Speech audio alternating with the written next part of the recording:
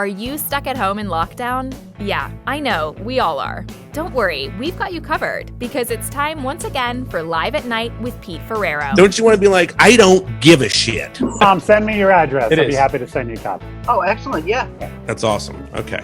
And so, and I paid for it. So that's just lovely. No. I'm live at night. Where whatever happens, happens. Now along with his special guests, here's your host, Pete Ferrero. All right, we are all live. Hey guys, I'm excited to have all of you here. I thought I've been doing this show now live. I don't know why, but I started doing it and I can't stop. Just today's topic is the records that shaped us. Now, I think it's going to be us, but since we have a couple of great DJs here, I feel like it will be also a bit historic in terms of parties and things of that nature as well. So I'm going to give you guys. And we do have John Lennon with us as well. So really, hello, John. Hello there, mates. Nice to see you all. All we are saying. So I'm going to let each of you. I'm going to let each of you introduce yourself, and then we'll imagine that. We'll kind of jump into this. Let's start with Mike. Oh, thank you. My name is Mike Walter. I own a DJ company in Eatontown, New Jersey called Elite Entertainment. I've been DJing for 32 years now. Wedding DJ mostly, private events. Nice. And Chris D'Amico, another wedding DJ and musician, right? Yes. I've been a professional entertainer, performer. I own D'Amico Entertainment for the last years now. Since the 1900s, I've been doing events. The turn of the century, we specialize in doing a hybrid half live, half DJ show. It's been quite a ride up until the last couple of months. Yeah, no doubt. and now it's a ghost town. Of course, we have John Lennon Raider, who is a musician and an impersonator. Yeah, is that yes, I was arrested for impersonating a little while ago. So yeah, it's official Peter now. Gave you bail money. I've been in the tribute business for about since the 1900s. About 18 or 19 years now. Nice. Been a lot of fun. I had gotten into it because a guy I was in a cover band with had always played left-handed Beatle bass, and you do 2 or 3 Beatle tunes in your cover band, and people are like, yeah, great, okay, now Skinner, Doors, enough of the Beatles. So I just figured I'm a weekend warrior when it comes to marketing, my interest and everything. Yeah. So one of the books was Focus Marketing, and I thought, okay, well, if we want to play more Beatles songs, well, then start a situation where that's why people are coming to see you. So yeah, we're going to expect a whole set of Beatles, not just a couple tunes and then the rest of it. Yeah, sure. Yeah, it was a rabbit hole. Yeah. Well, it looks like it's going well. I'm glad that you went down it. Hey, Tim, and then also Tim Hillman, videographer, friend of mine, and a diehard music fan, and was in a band for a little bit, right? Correct. Introduction wise, yeah, like I said, I'm videographer, a late night podcast veteran here. Yes. And Peter said he's doing a music one this time. I said, why not? Let's do it. Let's talk music. Yeah, I figured too it would be nice to have the perspective, because I know me and Mike and Tom and Chris are probably going to go retro on you, and I thought it would be nice to have somebody that's going to talk about Green Day and things that maybe we kind of know but didn't dive too deep into. So am I the young blood now? Is that what you are? The young blood. Yeah. So if anybody's keeping score at home, I'm the only one with no musical ability whatsoever. I'm not a musician. I don't play anything. So yeah. You never never dove in? Never dove in. No, okay. I was just saying this to my wife last night. I wish my parents had pushed us when we were kids to pick up some instrument, but I never did. But wait a minute, Mike, you are now a lyricist. I am a songwriter, I guess officially. Yes. Okay. I saw some of that. Yeah. I have that. We will lump you in with us. All right. There we go. We'll take you. Yeah. Thank you. But Close enough. I'll allow it. But when you argue to a degree, Mike, that what you guys do at weddings is sort of an instrument in No, itself. I would not argue that. I know some DJs make that argument. I do not. I manipulate the music and make it work, but you will not hear me try to make that argument. I mean, I no. think it's fair enough. I've seen Yeah, you move. I've seen you move a room. I like, respect. Yes. Oh, Playing to the I people. move a room through music. Yes. That is much different than creating music, which is what musicians do. I will Sure. not make Okay. that. Fair enough. We don't have Yeah. to. We don't have to get hot off the bat. Well, once it's recorded, Last week we then were it's a recreation. politics and religion, so let's just I'm trying to give you a compliment. After the initial recording, it's all recreation anyway. So That's the true. artistry, and Good point. the artistry comes down more to what a DJ is doing, which is playing to the people. Yeah. The best DJs I'd ever seen that had played some of the parties that I've been to, and things like firemen's banquets. The best guys always walk around the room and say, "What do you want to hear?" It's true. That's true. Very So true. let me ask you guys. If I may interject, Yeah. actually, the best guys in the room are the ones that instinctually know what they want to hear. Mhm. And Mike is one of those guys. Yeah. Good feel for the crowd. Mike is one of those guys. He's not.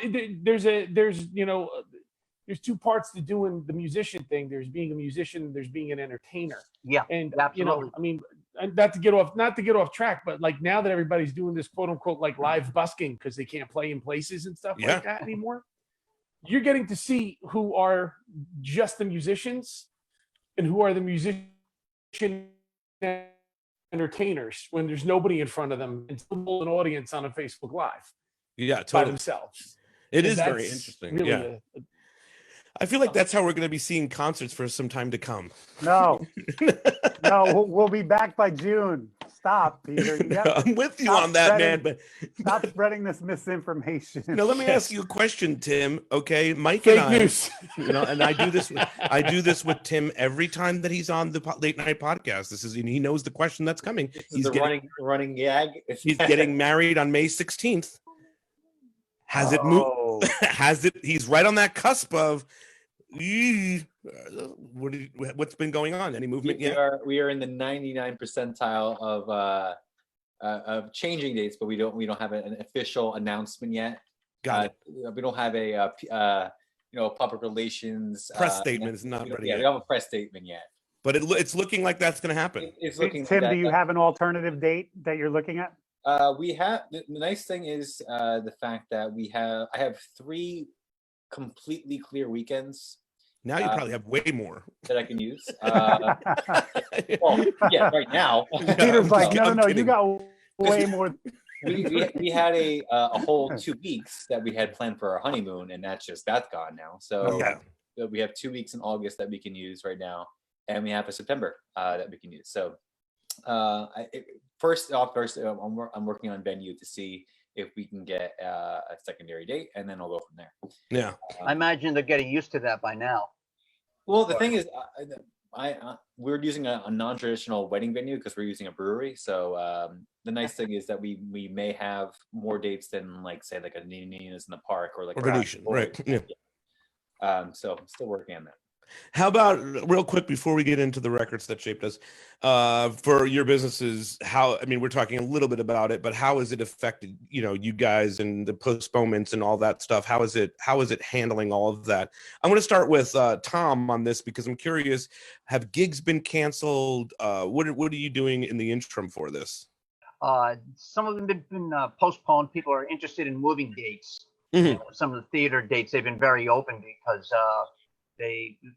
like everybody, they're all hoping that once things peak and then level off, there's going to be a pent-up demand for people getting out. So I spend most of the time on the phone moving everything to the fall. Yeah. And my dates are all sorts of things. Because I've got besides Hey Jude, I have a side project called Beetle Guys, and it's anything from a duo, trio, so larger venue, small. I in the past I've even come in and played In My Life at weddings and things like that. Nice. Oh, that's awesome. We're going to keep that in. I think all of us are going to keep that in mind somewhere. Oh, Right. it's been great, and we played. maybe just a few, a long time ago, about a month.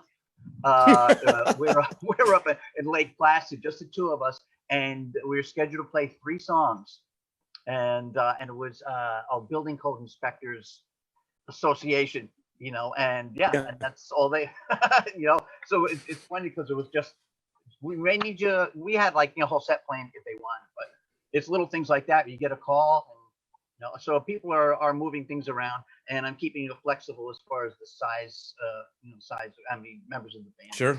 So people are, a year ago, like if you wanted to change your wedding date at a venue, it'd be a big deal, no deposit back, blah blah blah, and gigs like this, if now everyone's ready for everybody else to make the phone call they don't want to hear, Totally more flexible. How about you, Mike? Listen, it's been a logistical nightmare, but you're not going to hear me complaining because so many people have it so much worse than I do right now. Same. Me sitting at my dining room table, answering emails and moving people around and finding new dates for people. It's a pain in the ass, but I'm not out there taking care of the sick. And Sure. My kid brother works for the MTA. He's been exposed, he's out there, risking exposure every day. So it sucks, but a lot of people have it a lot worse. Yeah. And Chris? Copying pretty much basically what Mike said in terms of, it's just about been reshuffling dates.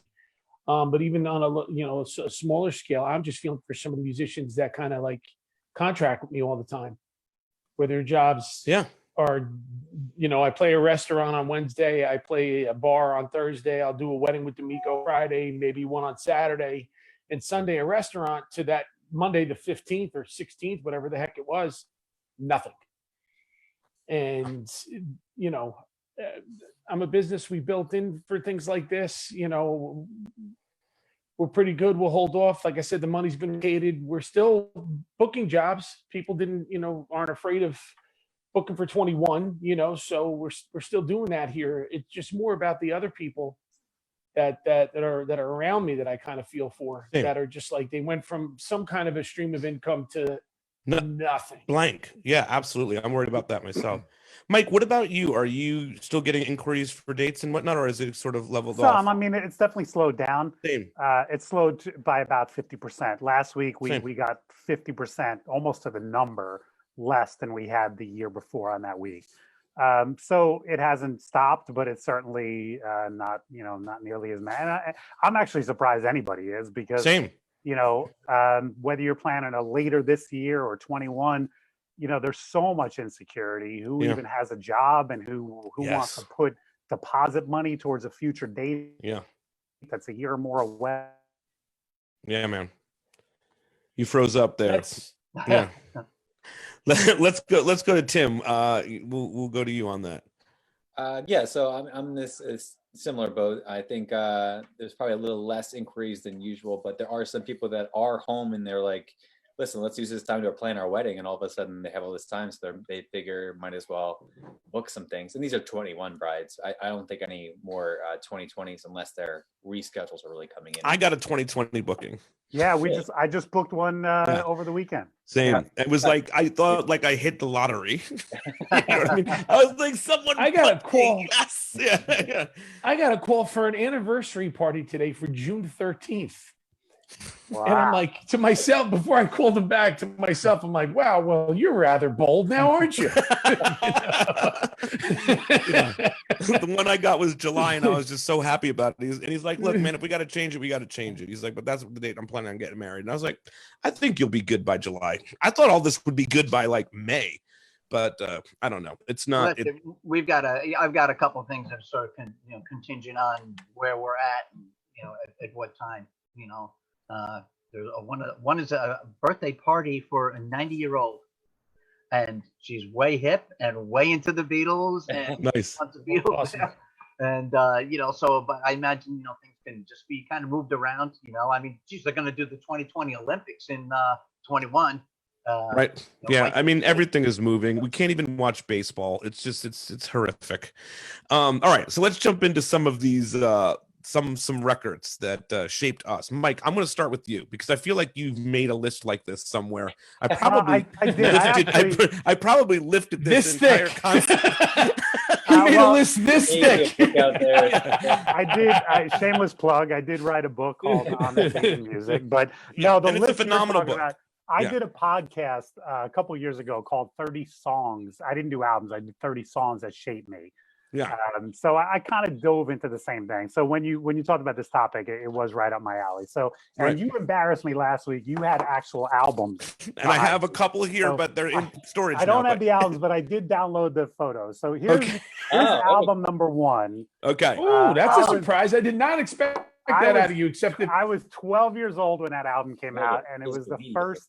Like it was the first time I had my music, you know what I mean? Wow. I think I bought that album with my own money. So what is it? So for people that can't see it on the little screen, it's Kiss. Kiss's Destroyer, which I think is their 3rd or 4th studio LP. Third? Yeah, it's got to be the 5th if you count the live album. Right. And that was like, I went through, my first phase was the Kiss phase, and I just loved that whole album. One of their signature songs is on that, Detroit Rock City. Detroit Rock City was actually considered the A side, and Beth was the B side. Look at Tom showing me up with the music. Yeah, I love that. They flipped it over. I was 16 or 17, and my buddies all listened to it, and I said, "Well, what'd you think?" And they said, "Easy." They called it easy listening. But they had come up on the live album and actually the first few Kiss records. And Kiss was even kind of worried about it by what I understand. But once people got turned on to the album because of Beth, the rest of it took care of it. Because it's King of the Nighttime World. That's another one? I think that's the last track on there. Yeah. That's Gene's. The rest of it took care of it because it's we're all Mike, were you a member of the Army? Did you get the whole Kiss Army? I was not a member of the Army. I remember kind of being aware of that, but I guess I just didn't have the money for it or whatever. Tell me, badges or yeah, I think it was some kind. It was a fan club. It was a typical fan club. That's what it was. It was a fan club. So what year is this, Mike, that this record comes out? So Destroyer's what, 76? Yeah. So I was 12. So I guess I was 10. And by the way, in my 30 songs that shaped me, I used a song off of Rock and Roll Over, which is their album from '78, called Take Me. And the reason why, I'll never forget this, the opening line in that song is, "Put your hand in my pocket and grab onto my rocket." And I was 12. I didn't know what that meant, but I remember singing What's that that song mean? in the house, and my grandmother was like, "You can't sing that. That's horrible." And it's like a couple of years later, I was like, "Oh, that's what that means." Well, one of Ace's tunes was "Rocket Ride," right? Maybe the Rocket Ride. Rocket Ride. I think it was on like the live tour or something. Now, Mike, why is that a significant record to you in your that shaped you? How did it shape you? Wait, was that to me? You froze up for a second. Yeah. Why is that record significant? I guess just because, I mean, it was the first time I had my own music. Like my older brother is gay. And so he turned me on to, did I freeze up? No, you're good. Nope, you're here. Okay. We all got you. So when I said gay, you just went blank. None of you made an expression. Really awkward timing for that to happen. So, yeah, it was really We're awkward. an equal opportunity podcast. We X'd out on you. And I made we're an equal opportunity podcast. Get him out of here. My older brother, most older brothers try to turn their younger sibling onto music. And Mark did that. He turned me on to Barry Manilow. He turned me on to Donna Summer. He turned me on. So I think it's an album that shaped me because it was the first of my music. It was the first time it was like, no, this is my band. I'm into them. I found them, and it kind of introduced me to music that I could pursue. Very cool. Yeah. Chris, what do you got for us?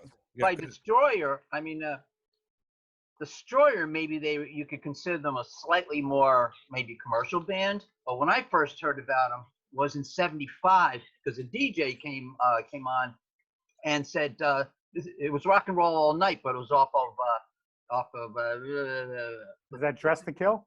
Dress to Kill. Yeah. And so it wasn't the live version. And the DJ played and he said, and this is a band out of New York.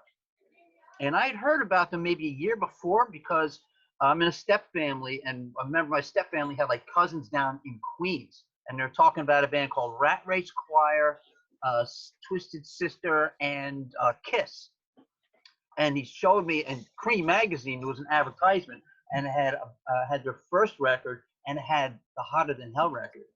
I mean, in the 70s, if you're like 14 or 15 and Word Hell is on an album, that's on the ground. That's like Edge. It becomes your band. That's your pocket band. They weren't famous, you know? So you felt like you were on the edge of music, you know? Right. Totally. I thought it was a big deal. That's when Hall & Oates were singing Rich Girl and said bitch in it. Everybody's like, woo, on the radio.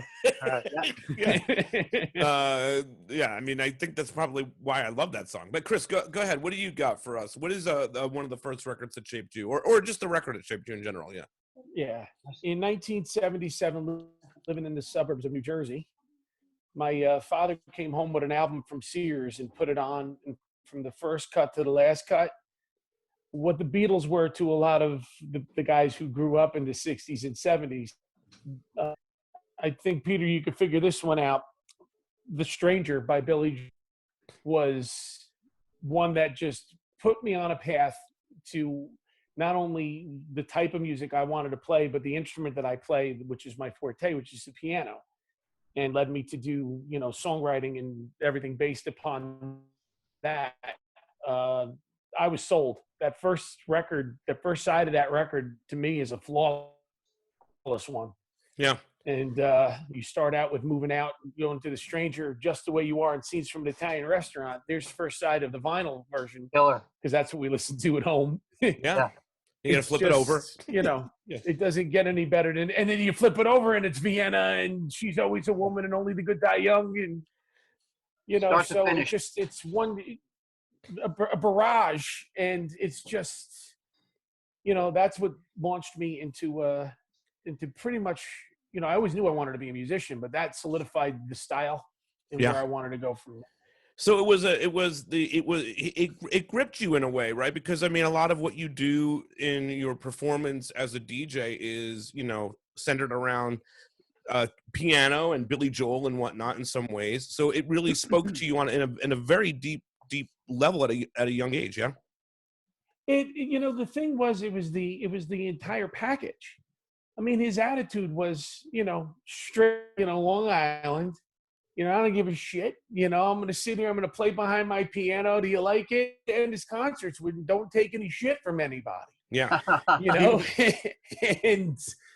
and it was just the attitude straight up from, you know, the thing started out with that, you know, and from there, you know, The Stranger, oh, okay, this is a jazz piece. And then the thing just comes back in with, and then, you know, here I am doing a moody ballad with Just the Way You Are. Yeah. I mean, he modeled Scenes from an Italian Restaurant off of, you know, Abbey Road. You know, what was the songs from Abbey Road? Golden Slumbers. The end. You know, Carry That Weight. Help me out here, Tom. Carry that weight. Yep. Yeah. And, you know, Golden Slumbers. That's what he kind of modeled that off of. And he had it like, you know, he had the Brenda and Eddie part, and he tried to surround it with something. Yeah. We did the Brenda. He's like Brenda and Eddie with the pop. He did it once live in just that section. And then when they went to record it, you know, they were like, we need something to, you can't just jump into Brenda and Eddie's lives. How do you get there? Right. And he's like, all right, so we'll create the scene. And that's, you know, the hint of Scenes from an Italian Restaurant. I mean, you know, like we said, like the risque part of, oh, hell. I mean, Only the Good Die Young. Yeah. Like it had its own, like back then for 1970, it was released as a single and all the churches were in upheaval about it. Oh, you're singing about like the Catholic faith and you Catholic girls and all that stuff. So it had it, you know, even though we consider it now, like, you know, that's mindless pop music from the 70s, even then it had an edge. Oh, totally. And And by it the way, just led me- speaking of Beatles connections with that record, he asked George Martin to produce that record. Really? And Martin said, "I don't like your band." He said, "I'll produce you, but I want you to replace the band." Yep. And He then wanted to after- replace the band. And then after the record was a hit, Martin wrote him a letter and said, "You were right, I was wrong." That was Topper. The band was Topper. Yeah. And Tom, John Lennon used to write George Martin letters, rude letters. Isn't that true? I had. Oh, I had- really? No. Yeah, towards every once in a while, George Martin would give an interview, and then John Lennon would disagree with something and write him a very nasty letter about Oh. why. Oh. Yeah, I Yeah. remember. Forget where I heard that. Okay, Tim, let's pop down to you. What are Sure. you going to say about now? Here we go, because I know all of us. You can see where I'm going, right? And I know where you're. Oh, you've already got yours queued up here. I like that. Right. Yeah, spoiler alert of where He's I'm got his going, on right? deck. Okay. So now here we go. The youngin. What do you got for us? That is the record that shaped you. Well, I mean, as soon as you guys started talking about physical stuff, I got excited. I went over to my shelf, and so I got my cassette here. This is my original Dookie cassette from Green Day from. Dookie. Wow. Nice. Here. Classic. Very nice. This Very was nice. in my Jeep from 2000 till I ran the car into the ground. Always and never taken out. Yeah. Everything else is CD. Right. Which is funny because I also have my old Walkman here Nice. with all the stickers from all the albums I got from that year. Because they always have like the sticker on the side, Oh, Yeah, yeah. wow. and so they're all on the side. Very cool. And to go off the Dookie thing, I mean, as far as influencing, my first guitar was modeled after Billy Joel's sticker guitar. Nice. Kind of see here. Oh, very cool. This Yeah. thing, it's not in use anymore because I think the strings just got stuck in there. The whole thing is just completely just with all Literally. all the stuff from there. But yeah, I mean, I think Green Day is one of those bands that I think influenced pretty much anyone who is into punk or pop punk post 90s or during the 90s, and influenced the whole second wave in the 2000s when the whole emo screamo post-hardcore stuff came out. Pretty much anyone you talk to in that generation says Green Day Dookie. It's really something. Billy Joe got a lot of flack for selling out and all that type of stuff. Where actually he was what punk really is. Where he wrote what he wrote, and he was going to follow his muse, and he was going to go where he thought as an artist he had to go. And if he was going to catch a lot of crap from hardcore, punk people. It's like I think he made the point that would be a sellout to just pretend he's 16 and a new punker. Yeah, I mean that's kind of the thing that's followed Green Day throughout their whole career. You can talk to any Green Day fan. You can everyone will tell you they sold out at a different album. Some people say they sold out at Dookie because they went to the mainstream, and people said they sold out during American Idiot because that became like this pop the whole era.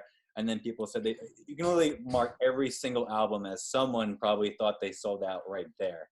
But the thing is, they still keep going and they still keep making great music up until the last album, which was horseshit. But which then when they really finally sell out. that's my line in the sand, I guess. But maybe you'll come to appreciate it at some point. I've been trying. It's hard. So let me ask you though, what about that record? Put me back in your life at that point. What about that record? Put it in your cassette player all the time. Sure. So I think Dookie is one of those albums that it was one of the first times you heard, at least for me. I mean, there was Nirvana and there was still plenty of like grunge on the radio at the time, but I was only like 8, 10. So like I was young, and it hit a chord with me that I was just kind of fun and aggressive and energetic and fast and ridiculous. And I think it definitely was part of like influencing me at the beginning. And then I think I picked it back up once I got into actually playing music. That Sure. was, it's simple. It's pretty, any guitar player will tell you Green Day is probably a easy beginner guitar stuff. And it's fun to play. And Yeah. it's fun. If you see a Green Day show, it's like, I have. They're it's great. incredible. Tim, are you about their age too? About a Green Day's age? Yeah. No, I mean, they started in '88. I was born in '85, so Oh wow. they still have He's a baby, I know.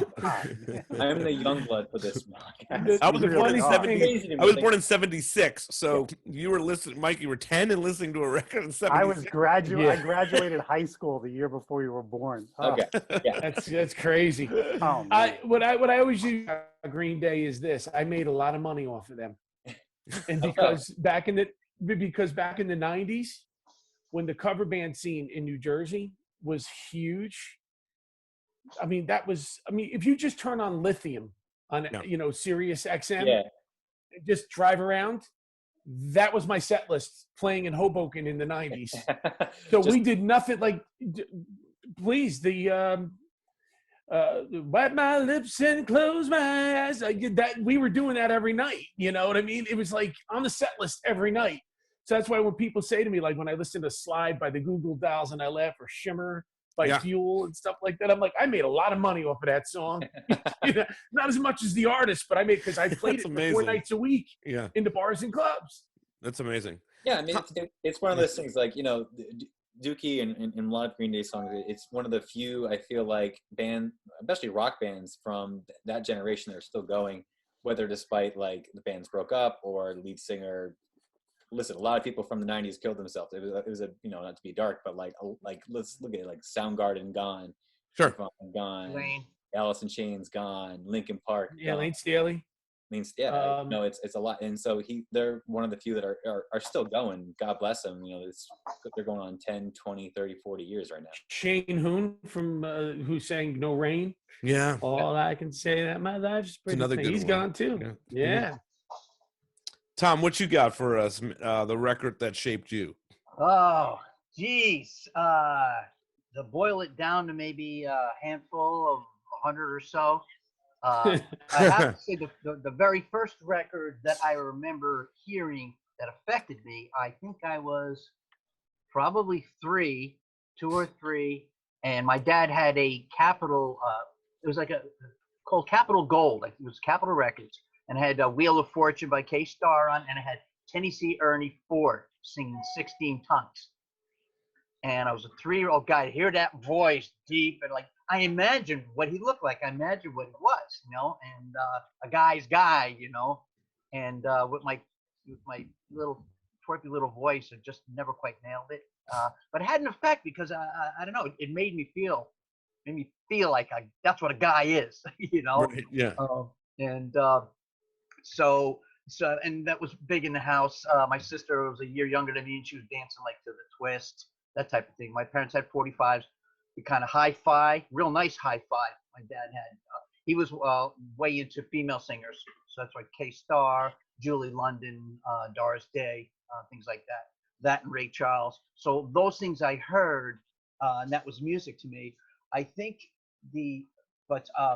when we lived in New Jersey, from New Jersey originally. My dad was born in Newark, but when I was 10, my parents split.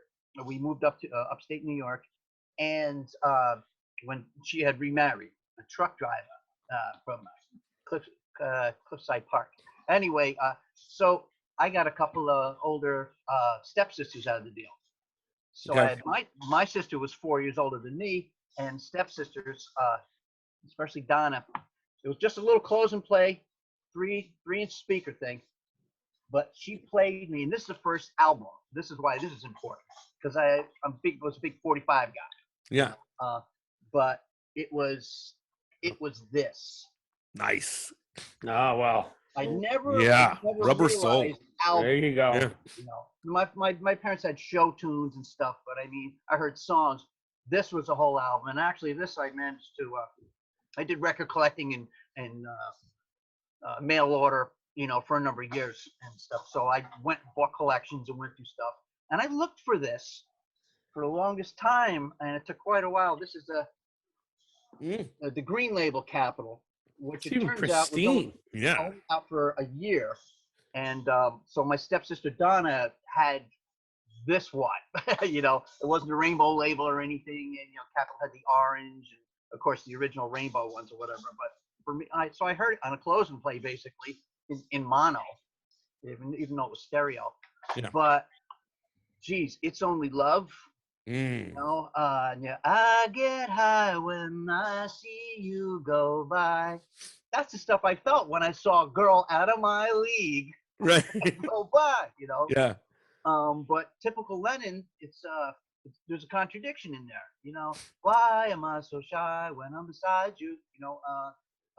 Then they're fighting the song, Yeah. It's so hard loving you. Yes, it's so hard loving you. Every night we fight. It's like, really, doing hits off with Michelle and stuff. But when I heard the Beatles, because my sister's 4 years older than me, I saw them on the Ed Sullivan Show. It was a big deal. I mean, her friends looked great in those sweaters, and they thought I was cute. Little cheeks there. They thought her little brother was cute. So they were into the Beatles.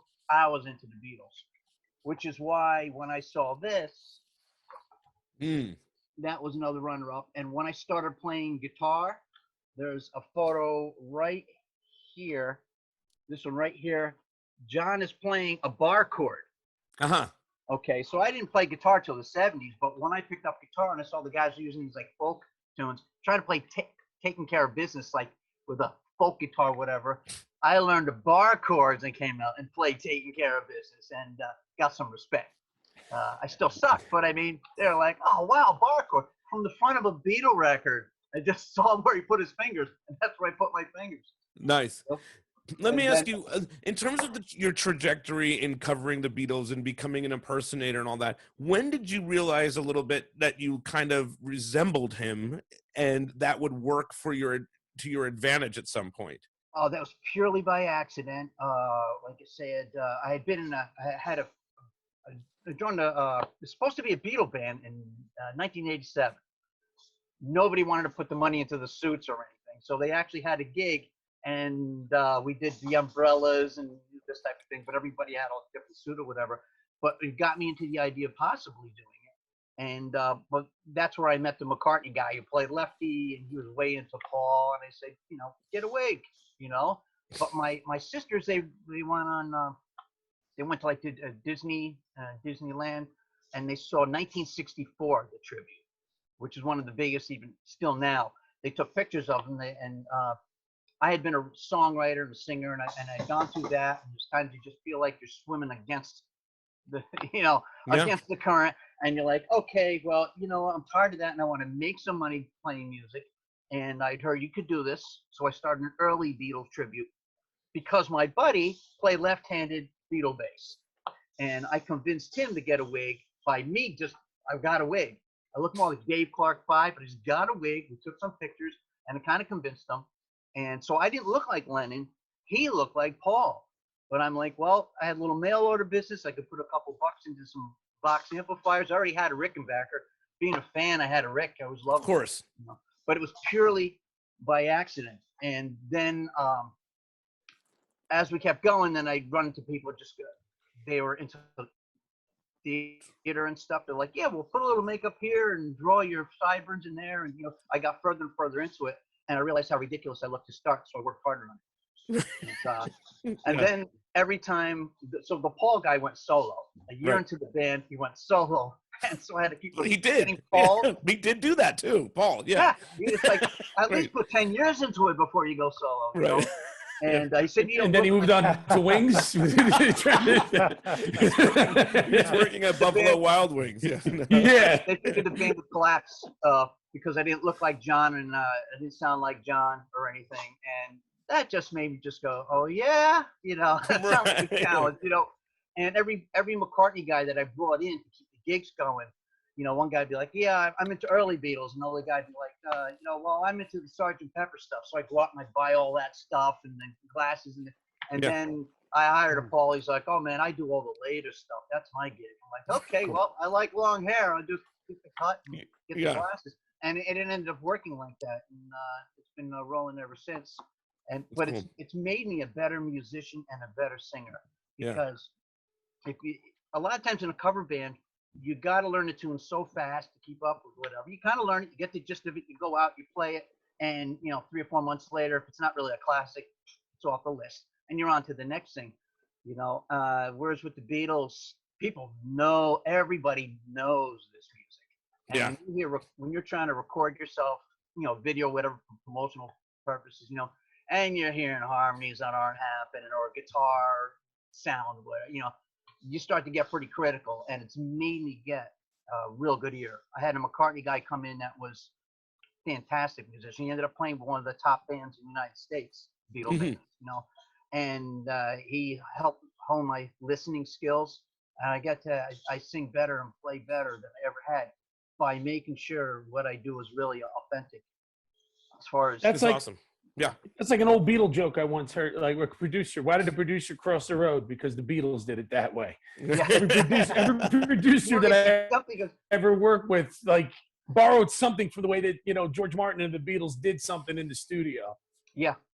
It's the truth. Yeah, they've replicated all the computer programs to be like the red mixing desk, and then their compressor limiters, and a lot of that had to do with it. The funny thing is, though, if you listen to early Pink Floyd and you listen to the Hollies, their early stuff was all Cut and Abbey Road. Yet the Hollies do not sound like the Beatles, as far as the balance goes. Right. You listen to Hollies tune, like, the harmony there is good, but boy, the guitar could be. The guitar tone could be better, or the bass or the drums could be arranged better or recorded clearer. And just right across the board, George Martin's influence as far as being a guy who knew how to orchestrate, he knew the harmonic overtone scale, and how things fit together. And it was a combination of the Beatles' natural talent, and George Martin. So for Peter, before you get to your pick, because I know where you're going with this, spoiler alert. What I loved about the Beatles too is they pushed bands like the Stones and the Beach Boys definitely to make some of their greatest music too. Yeah. And you can reverse that though too, Chris. You could say the Beach Boys pushed the Beatles because Pet Sounds came out before Sgt. Pepper's. True. And to a man, the Beatles say they heard Pet Sounds and said, "That's the bar." Now we have. But look at that group. I mean, like, listen. I'm not taking away from the Beatles, but that influence was. No. I'm talking about even the Beach Boys. The Beach Boys, first of all, I mean, quote unquote, I want to say they cheated because they got one of the best bands in the world to play all their stuff, which is the Wrecking Crew, right? Who like played on pretty much all their records in the 60s and 70s. Yeah, right. But it's like they still all pushed each other. All right, let Peter talk about his Rolling Stones. He's ready. Peter's all right. Tattoo You. Yeah. All right. Great album. Now I was 5 years old probably when this record came out, but my dad had gotten it. And it, like you guys all talked about, it was played every single day in my house. I mean, I danced like Jagger as a kid. Mike, you saw the videos and all that stuff. And of course, you got Keith on the back here.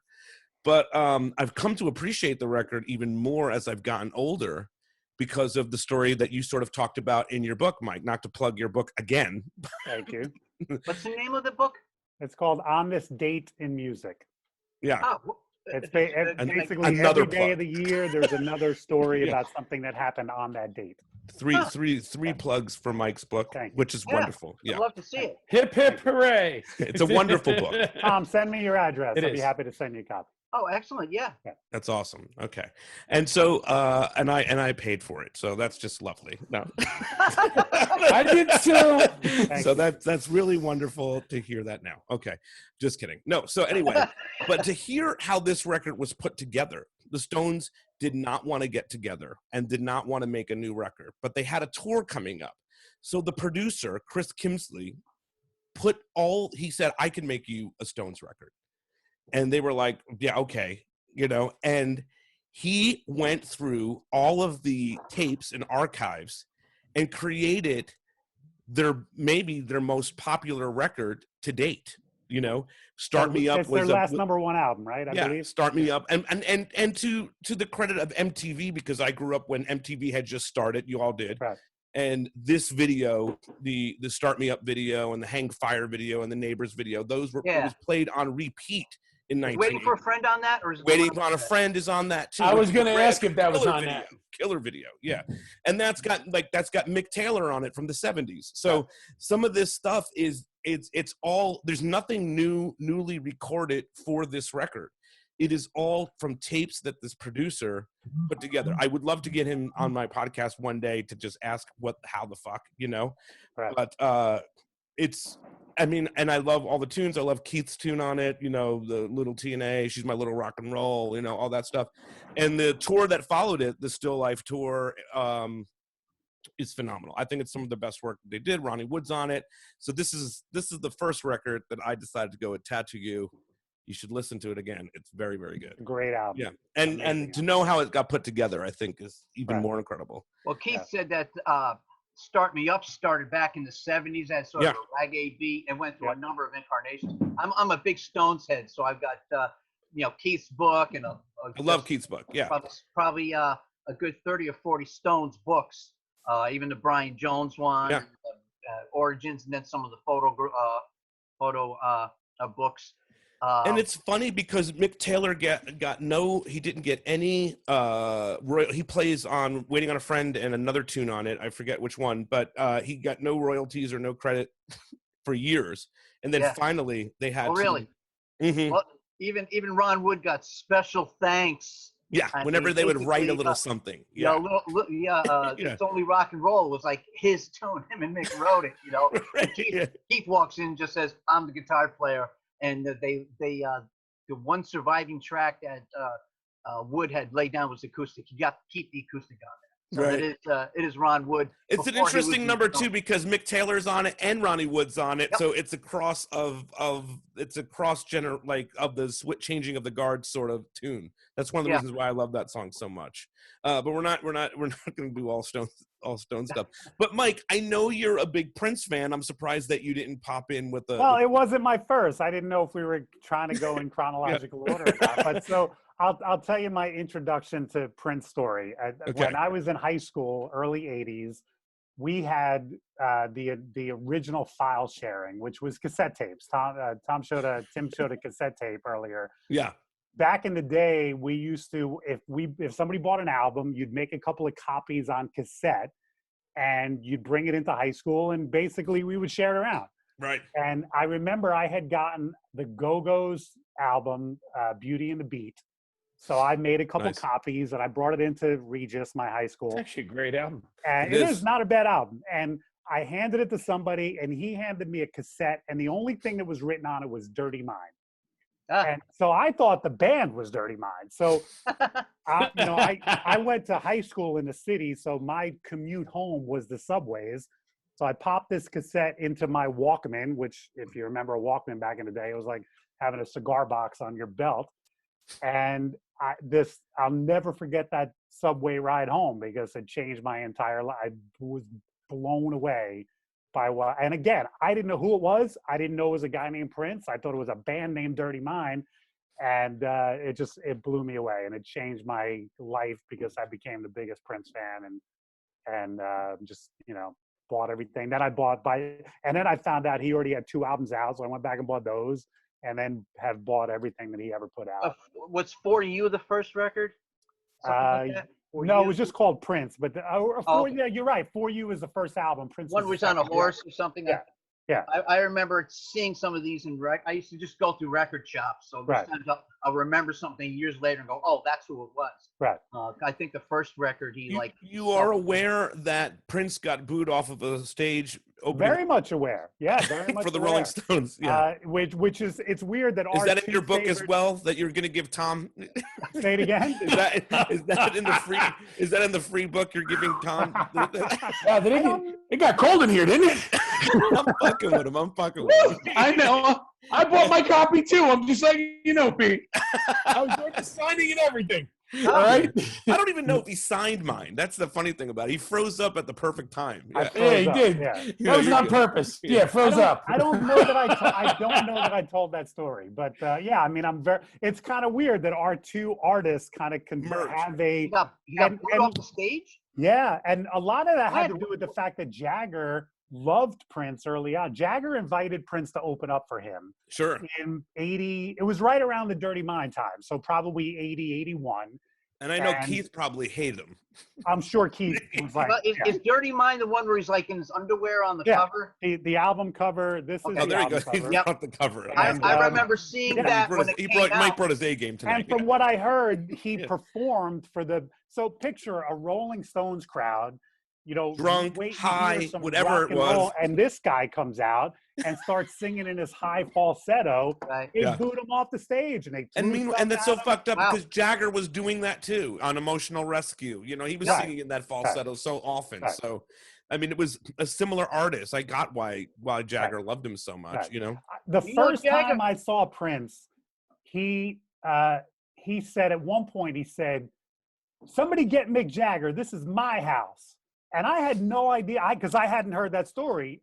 So I had no idea what he was talking about. But it was years later when I heard that story that I was like, oh, that's what Prince was referring to. Yeah.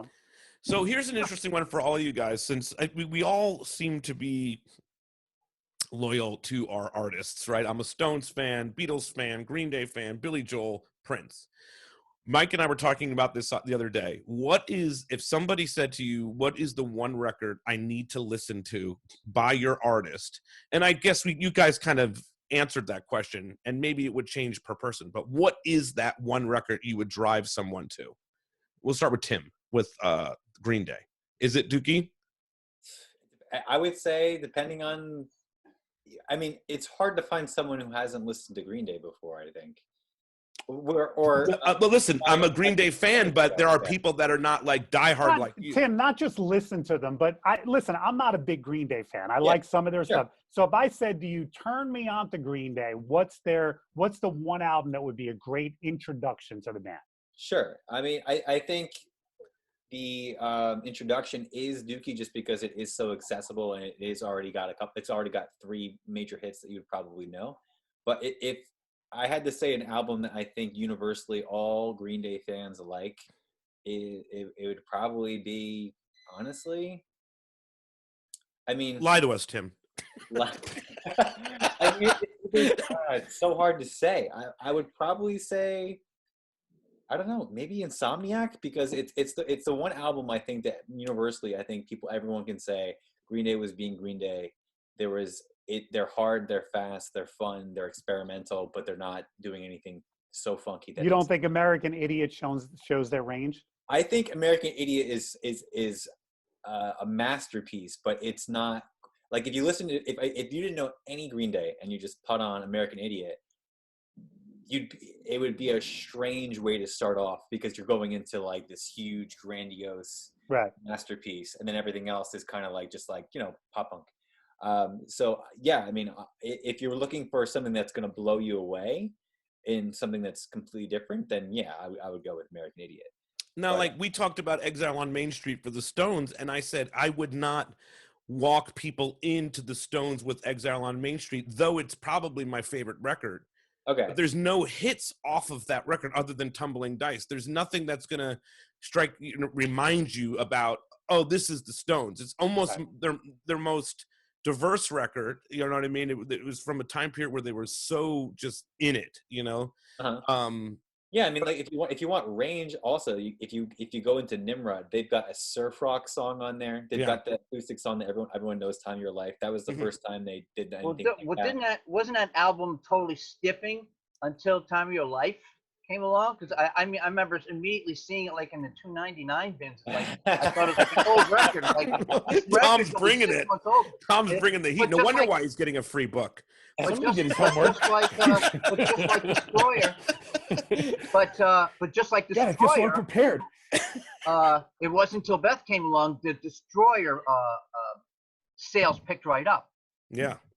And Time of Your Life, then all of a sudden people knew the Nimrod record, But for you guys, Time of Your Life, for Mike and Chris, Time of Your Life by Green Day has to be something that you played every fucking week at one point.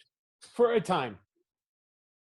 And then it became like Last Dance. It became like Last Dance. Yeah, I've used it as a last dance, but it's not that common. But back in the day, I'm saying when it first came out, everybody was probably using that, no? Yeah. I mean, really, okay. it's not. I'm it's not getting a not free really, book. I paid for my book. I mean, really, when you listen No to the free copy. lyrics, it's a bit of a breakup song. So It I is. don't know that it's ever been that Yeah. common of a. I hear Although wasn't that That's a sarcastic fascinating or something? topic in itself. You Well, know what I Mike, mean? songs of the night, yeah. It's I good mean, riddance, right? It's not the time of your Oh, life. right, Right, good because the riddance, yeah, title good is Good riddance, yeah. Riddance. I hope you Yeah. had the time of your life. Yeah. I mean, I Will Survive is not really a wedding song either, you know, but it's, I mean, Yeah. Peter and I were talking about this last night. Run Around Sue is interesting. It's played over every yeah, wedding, yeah. and it's about a hug. Yeah, we both said we were Or a going to whore, or whatever you call wanna you call it, both out, both of you, Mike and Chris, on DJ's always opening a dance set with Run Around Sue. I'm like, what are you trying to say from the first fucking moment that we walk in here? Well, as long as the bride. Actually, what Fair I'm trying enough, yeah, Mike, you Mike, take fair this. enough. Yeah, Mike. If the bride's name is Sue, then I get your point. If not, then we're just singing We're about gonna another easy open the chick. whole That's all. conversation about this woman named Sue that ran around with every guy in town. Like, Right, is that, right. you know? Yeah. I'm trying to make people that are 55 plus foxtrot. That does it every time. That's it. I'm trying to get the parents on the dance floor. That's it. Oh, Run Around Sue. I mean, if you Chris, ask me what and about Mike, it for you with Billy Joel? Is it The Stranger? if you know, it's maybe think about this question. If I was turning, it depends on who I'm talking to. Mhm. If I'm talking to We said that. if I'm talking to you, it's The Stranger. If I'm talking to Tom, it's The Nylon Curtain. Because Yeah. The Curtain has got the Beatle influences on it. You know, if it's That's a Youngblood hard over record. here, Yeah. if it's Youngblood over here, I'm actually going to turn him on to Glass Houses Ooh, okay. because you know That is a a little great bit of record, by the way. Glass Houses is a Um, great record. exactly one of those. Go a little punk somewhere in there too. Yeah. So, but if I'm talking to the normal, you know, A to Z listener, yeah, I would turn them on to The Stranger or 52nd Street, but more The Stranger because it's like, you know, straight up the gut, like 52nd Street's got its jazz stuff. But again, to who I'm talking to, Tom, like for you, it'd be like just listen to The Nylon Curtain, and that's just like Billy Joel trying to be the Beatles, you know. Say also, growing up in I'm 76, so about what was about 88 or 89 when We Didn't Start the Fire came out, and that whole record, I Go to Extremes and all that Yes. stuff. Is that entire record? Like for me, Yes. that was my Billy Joel jam. You know what I mean? Like I love that fucking record. That's such a. So good, you'd be great at the Catalina wine mixer. Okay, late 80s Billy Joel sucks. What about you, Tom? What is it? What Beatles record do you tell people, or John Lennon record for argument's sake? What is it that you think people should go immediately? And it's the first time I don't know much about the Beatles, which sounds crazy, but if you were talking to someone younger than Tim, they might say, "I've never heard of them," right? Well, I still remember when the same stepsister that turned me on to Rubber Soul also had McCartney's album when it came out. I heard that record as a brand new record for solo record. But Maybe I'm Amazed, and I can name every song off of that record. Is that a Wings record? No, completely solo. Paul on pretty much everything. He even played drums by hitting drumsticks on a leather couch. And his sense of his rhythm, his sense of feel is just incredible on it. You know, just had this groove to it. You can hear Paul's drumming also on Back in USSR. It's all over Band on the Run. It's Really? in a lot of different places. He's even on a Steve Miller record. Wow. I didn't realize that. He's Band on the By the Run. way, is- My Dark Hour. That's my argument when people say Ringo Starr was a great drummer. I go, he wasn't even the best drummer in the Beatles. But Ringo was really versatile because Rubber Soul has just a ton of different approaches. Everything from just cymbal goes work that and book. brushes, just a little of everything. It's what's tough with Lennon. It's a little easier. But anyway, the reason I mentioned the first McCartney record was I just liked John Lennon, and so I said to my sister, "Well, geez, what has John done?" But she didn't have any of his records. It was 70. It was 1970, and Imagine wasn't out or anything. And about 2 years later, this kid, he said his uncle was Peter Max, right? And he's from a hippie family and everything.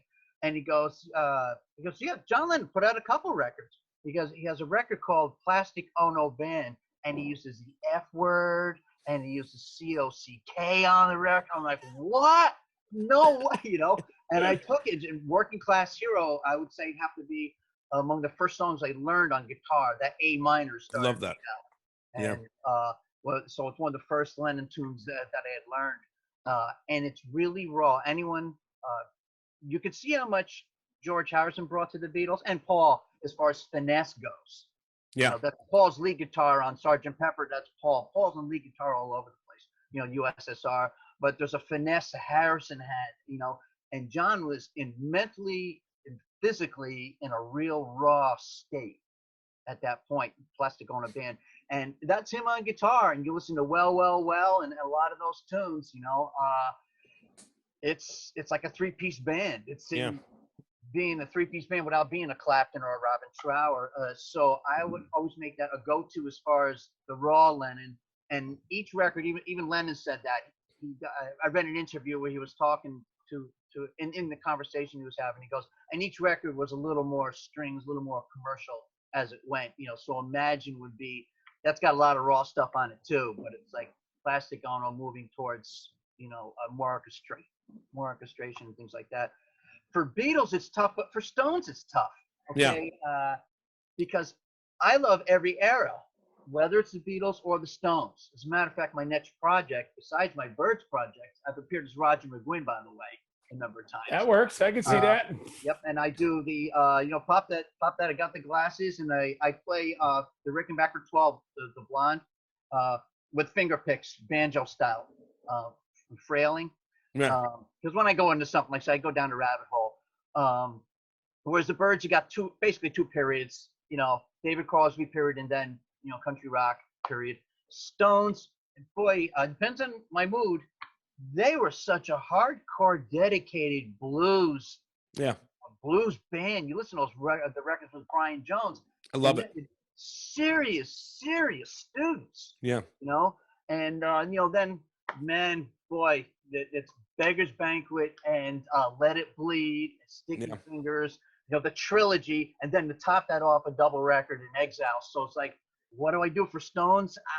I wouldn't know. Well, I said that to Mike. I said, I don't know what I would tell anybody to do, because it's a tough one. I probably would go with Let It Bleed. Mm-hmm. Yeah, because that, and you have to throw the single. You have to throw the 45, the single version of Honky Tonk. Yes, exactly. Yeah. What about you, Mike? For Prince, what would you tell? And then you said you kind of talked about this the other day. But so I mean, I guess I'm lucky with Prince, because '87 he put out "Sign of the Times," which is a double album, and that's a masterpiece. It's got unbelievable such. Record. It's when I talked about range. I mean, it's got every genre that Prince played in on that album, on that record. It's got a rock song. It's got funk songs. It's got very accessible dance songs. He makes a political statement with the title track. Yeah. It's got some ballads. Adore is probably his most beautiful ballad. So, I mean, that's the one record. If somebody wants to say, hey, I don't really know much about Prince, what record should I buy? That's the one. And it's a double LP, and it's got a little of everything. You know, I got into a real arm wrestling fight in a conversation I had. I said, well, Prince is my Michael Jackson. And I still remember, you know, the whole uproar when Michael died, and you know, I was doing mail order records, and people like just buying picture sleeve, you know, bunches of them or whatever. And he was like the guy, but I know Prince was my Michael Jackson. I mean, amazing on every level, whether it's singing, playing, writing, playing guitar, lyrics, production, and performance and everything. And it's not to take away from Michael Jackson, but for me, if I can relate, okay, it's a 1999 record, Purple Rain. I played Purple Rain in a cover band in the 80s, and I had a blast. The solo's amazing. Singing it was just amazing. But I mean, it's one of those. I across the board, he is to me what I guess Michael Jackson was. Yeah, I mean, listen, people compare the two just because they were so famous. Similarly, like how people the same time. Similarly, how people compare the Beatles and the Stones. Michael Jackson was an incredible performer, but Prince was an artist. I mean, Prince wrote, played, performed, did all that. And I'm not taking anything away from Michael Jackson. He was I never saw him live. I wish I had. Sure. But I think Michael Jackson co-wrote most of his songs, and I don't know how much he wrote. But Prince was an all-around artist. He played everything. He sang. He wrote everything. The guy was an artist. He was another one of those artists that had their own world. The Beatles had that. The Stones had their own world. REM had their own world, and Prince had his own world. And when I saw Purple Rain, I know it's a movie and I know it's scripted and everything, but it's like, I think that had such a strong essence of what he was and what he is. And Well, what's great? I love the fact that, Tim, you said that there's a Green Day record that you hate or that you just, whatever. Yeah. I have the same thing with Prince records. I bought every single record he ever put out, and I listened to it and I tried to get into it. But some of them, Rainbow Children, I'll never, if I never listen to that album again, I'm fine with it. It never connected with me. Yeah, I think Satanic Majesties by the Stones I've never been into. Is that their psychedelic? Yeah, their acid trip record. Yeah. And they were trying. And there's songs I love on it. Like Shades of Rainbow's on it, and there's 2000 Light Years is on it, 2000 Man is on it. But I don't like the way it's put together. Yeah, that's the bridge for me with Billy Joel. It sounds too plastic for me. Right. Any band who's allowed. Well, Billy Joel just clicked off. Tom, do the Beatles have that? Do the Beatles have a clunker? I mean, I'll tell you what I think it is. You know what? Go ahead. What do you think it is? I think it's half of the White Album. Ooh, I think the White Album would have made a great... That's it. The book is over now. The free book is now.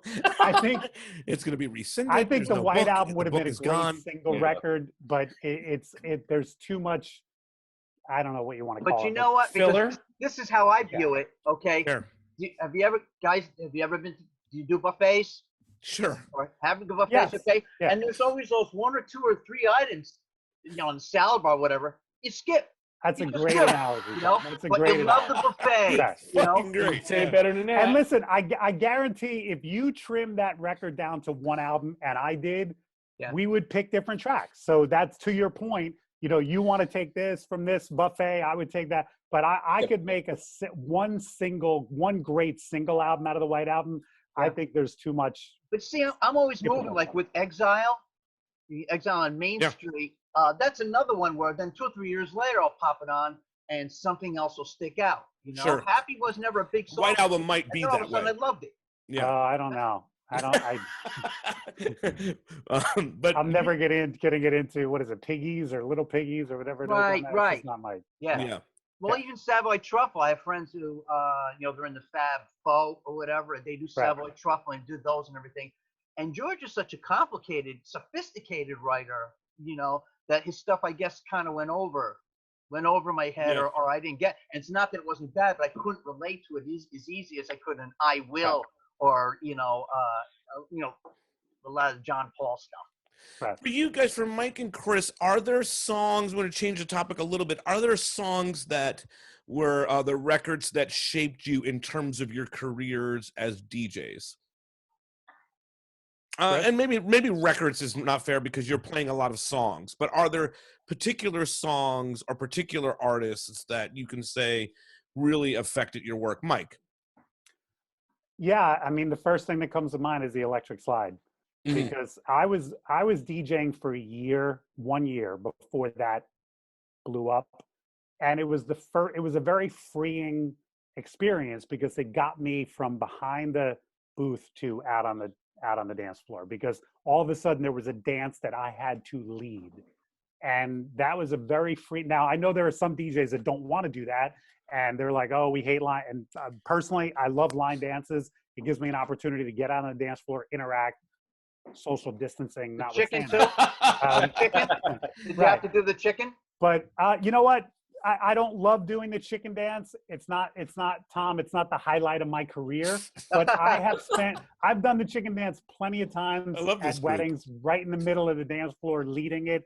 That's the kind of MC and DJ that I am. Yeah, so I mean, when you asked that question, Peter, the first song that popped into my mind is technically called the Electric Boogie. But Marsha Griffith, because that song set me free as an MC. Was it Achy Breaky along the lines of that too? Achy Breaky was a year. Yeah, we lost him. He'll come back. I froze. You really broke everything down. Yeah, it just screwed everything up. Chris, what do you got on that? Sorry, I froze No, up. that's okay. You froze It's- up, bud. Yeah.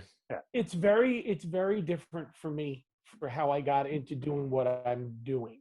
Yeah. I started from, trying to make it dude in my rock bands to playing in the bars and clubs in the heydays of the 80s and 90s, doing cover music that was all essentially K-rock at the time.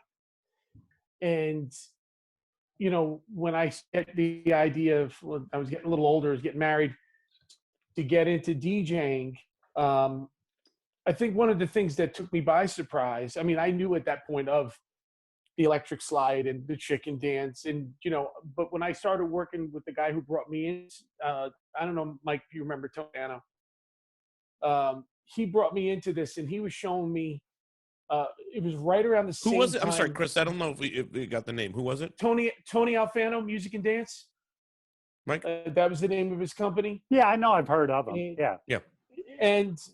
And he brought me to my first DJ convention in Atlantic City. I think it was like either 99 or 2000.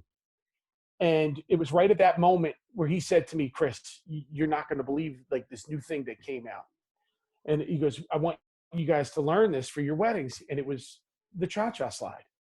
Interesting. Yeah. And it was one of the things where I'm sitting here and you got to remember, I'm going from playing in bars and clubs and playing rock and roll to this. And he's like, you got to lead in this. And I was very against it because it went against all of my rock and roll principles. But if this was where my life was going to lead me now, and then noticing that I could still get the kind of reactions that I was getting out of a bar and club, playing that good K-rock type stuff, but by leading them this way.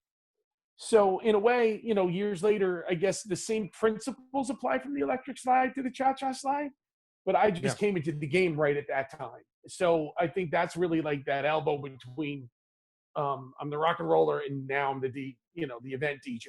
Right. And that would be the song to kind of. Can I piggyback off that a little bit? Yeah. So obviously, everyone's got their albums that shape them, and I think everyone can probably agree that the albums that probably shape them are in their formative years, high school, college, that kind of thing. Sure. And I think a lot of people struggle with, finding new music that still hits that same way that, that Sorry, music guys. the first time. Get on. As the young blood here, I would ask you guys, I'll throw it out to you. What is the newest thing that you think influenced you, whether it be from 90s, 2000s, or today, that maybe an album that just came out of nowhere, like, oh wow, this is actually really good? Because I know I struggle with that. I can imagine how you guys struggle with that.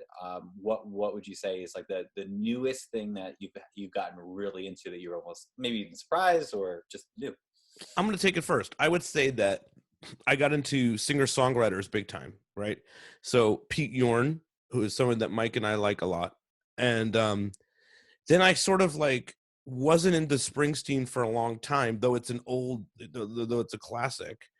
Through his Broadway show, fell in love with Bruce Springsteen and didn't realize how much I genuinely enjoyed him. So, but that's also sort of plays along that whole singer-songwriter thing, right? Okay. So I feel like I became in love with that particular type of music and that artist, and I can name a bunch of artists that nobody's ever heard of that I kind of fell in love with because it inspires me when I'm driving, when I'm thinking, when I need to think about a script or when I need to think about something.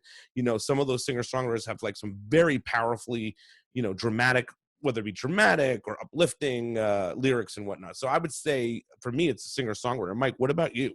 So listen, I love listening to new music and getting into new stuff. Just last year, David Byrne's album, American Utopia, I freaking love it. But the last album that really like ripped into my soul is, and I hate to say this, but it's 20 years ago. And it's Pete Yorn. I didn't know if we were going to get that album. That album came out just as I was going through a divorce, just as I was going through a lot of changes in my company. So it was a very rocky time in my life.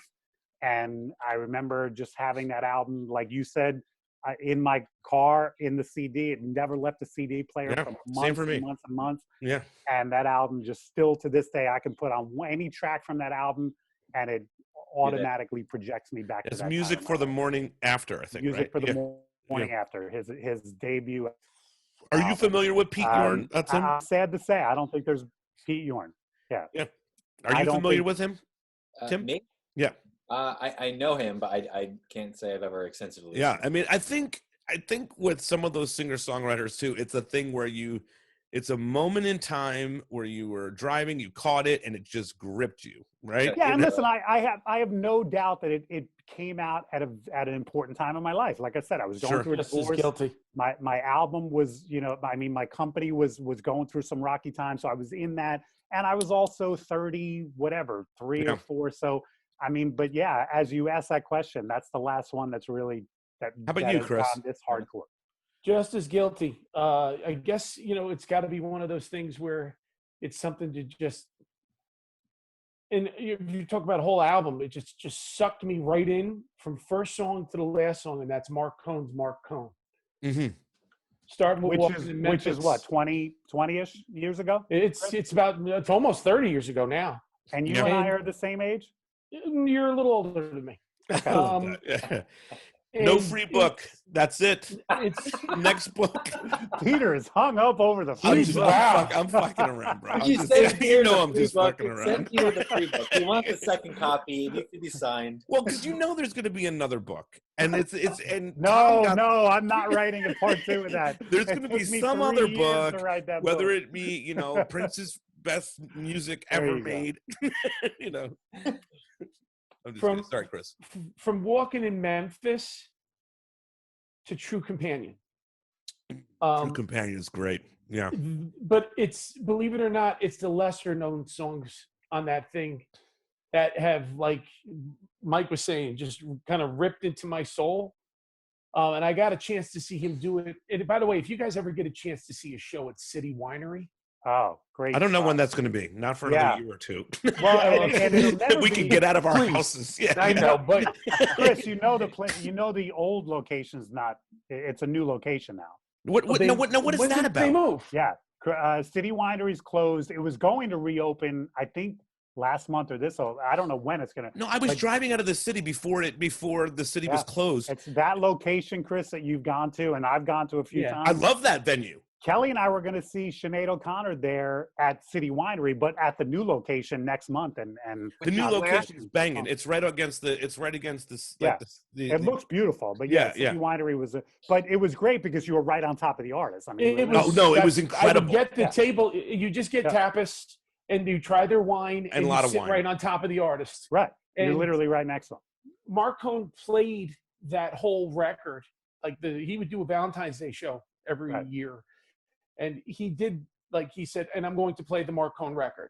But he did such a stripped down version of it where it was just him and the piano, a stand-up bass, and a guy with percussion.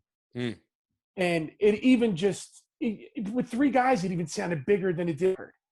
And it was just unbelievable. And to that, I guess even more current, but it's an older artist. Listen to some of Colin Hay from Men at Work's stuff. Yeah. The later stuff from the 90s. Yeah. We were going to go see him in a couple of weeks at Monmouth College. Not doing it. Yeah. And speaking of which, Chris and I were going to go see Billy Joel next month. We were going to go see next week. It was next Friday. We were going. Next Friday night. Fuck you, coronavirus. You know what's interesting about music is, Mike and I both mentioned Pete Yorn and have had different experiences that gripped us, right, in a different way. But isn't that the most amazing thing about some of the artists that we were talking about, that me and you can literally listen to Pete Yorn's record and have very different emotional times and experiences, but still feel that same thing through his album, right? Well, and what a powerful thing from an artist's point of view, the fact that they can create art and have it touch different people in different ways. What a great, I mean, again, if we made a list, Tom, if you and I made a list of our favorite Beatles songs, they'd probably be different songs. Right. But it's still the band. It's still these artists. These even if there was some in common. Yeah. Of that, it would be for completely different reasons. Exactly. Right. Right. One of the things I definitely learned, putting together the running Beatle tribute band and building the set lists because if you're a Beatle geek, well, you want to play just about them all. But when you're performing these things, it's about the listener's life. Whatever song you're playing, they've got their own story for it, you know? So I'm playing it because I enjoy it, but I mean, She Loves You means a whole different thing to a certain group of people, you know? Right. And when we wanted to take some chances, and this could have gone over really bad. When I first started doing the Beatle tribute thing, it was 2001. And so most of your Beatle fans that people would go out to a concert like that were into the Sullivan Beatles, early Beatles. You'd hear it all the time. I don't want any of the Yoko or the drugs. I don't want, you know. But as time was going by, I got my finger in the wind going like, well, okay, you know, things are going to move on. And there's certain things in a concert performance, like Strawberry Fields isn't going to go over. It's gone over better as in Imagining Lennon or as playing solo acoustic guitar or whatever. It's not really a concert tune. They'll go get a soda or they'll go to sleep. But we went out and we did Walrus, and it went over thunderously, you know, and we're really taking a chance with it because there's not a lot of memory. People want us to play Michelle because they got engaged to that or whatever, Right. you know, that type of thing. That's Walrus, her name, right? right, and yeah, but with something like Walrus, it was such just this wall of emotion and this whole thing about it, you know. But it's whatever the audience is going to feel off because they got their own memories for these things. And I feel like this is a good question though, Mike, that you bring.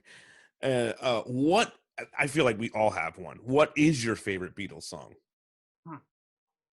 Or songs? Because it's hard to say one. But I'll go to Chris. My favorite Beatles song or Billy Joel? Beatles song. Oh, my! Yeah, I feel like Beatles we song. all. I think Beatles are. There's got to be one that everybody loves, right? In their own way or in their own mind. First thing that comes to your mind, at least. Yeah. Something.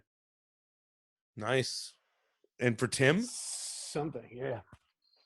Wasn't that the one that Frank Sinatra said was his favorite Lennon McCartney song? He actually said it was the greatest love song of the last 50 years. Wow. Yeah. Yeah, even though George wrote it. Did I fuck you up, Tim, by making you go next? No, I mean, I like, I mean, it's funny, like, I strangely grew up listening to, my two albums were Sgt. Pepper and Help. But honestly, I think Magical Mystery Tour, I think I got into later. I think Strawberry Fields, I think I love the...